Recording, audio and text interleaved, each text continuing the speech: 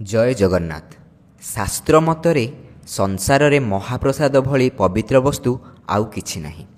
आचांडल ब्राह्मण निर्विकार चित्तरे महाप्रसाद भुंजी बसंती। भक्त माने महाप्रसाद कणिकाए पाइले निजकु धन्य मने करंती। आसंतु जानिबा सेई महाप्रसाद विषय रे। श्रीमंदिर पाकशाला रे प्रथमे वेद मंत्र रे अग्नि को आवाहन करी होम करा जाए।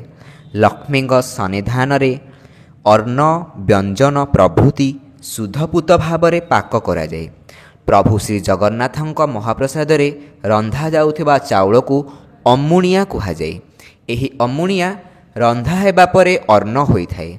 जेतेबेले एही अर्ण मंदिरर रोषशाला बाहर को जाए ताहाकु छेक एवं एही छेक को जेतेबेले भैरव चक्र उपरे रखा जाए ताहाकु भोग कहा जाए।